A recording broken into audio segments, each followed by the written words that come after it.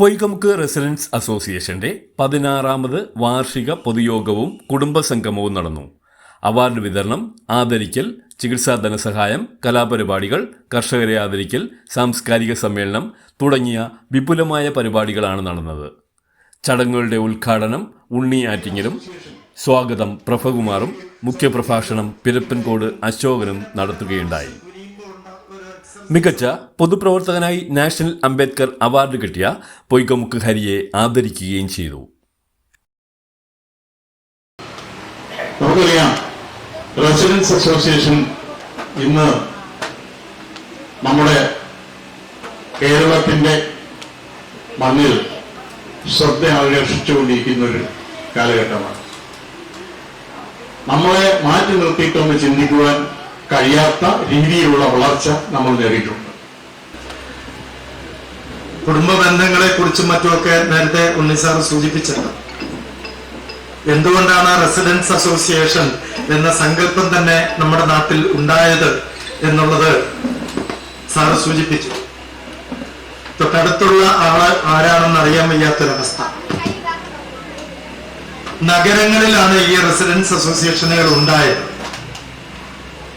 കാരണം നഗരത്തിൽ നമുക്ക് തിരുവനന്തപുരം തന്നെ എടുക്കാം, അത് കഴിഞ്ഞിട്ട് വലിയ വലിയ നഗരങ്ങളിലേക്ക് നമുക്ക് പോവാം.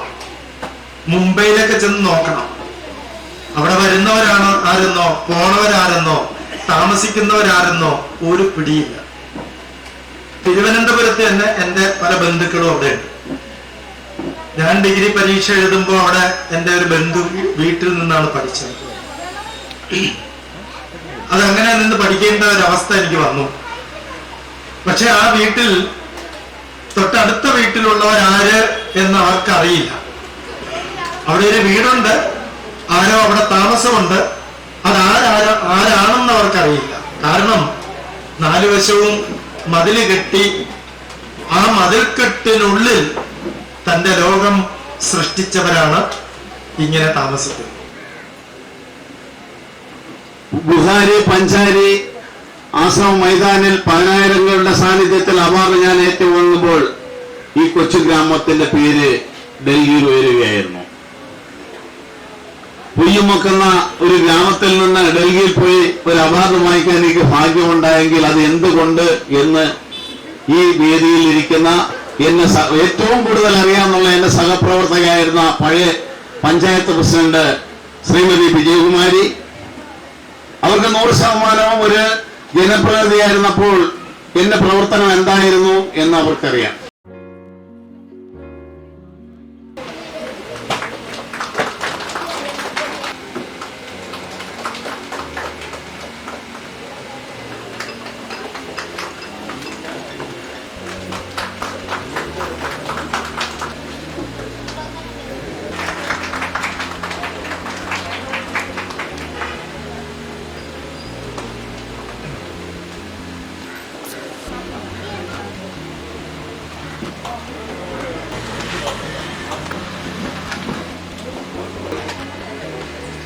അങ്ങനെ ഇത് കൈകാര്യം ചെയ്യുന്ന ശ്രീ പി സുനിത, ശ്രീമതി ശുഭ ആറ്റിങ്ങൽ, എസ് വിജയകുമാരി, ഗിരിജ വിജയൻ, ജയശ്രീ, ശുഭ ആറ്റിങ്ങൽ, അനിൽകുമാർ എന്നിവർ ചടങ്ങിൽ പങ്കെടുത്തു.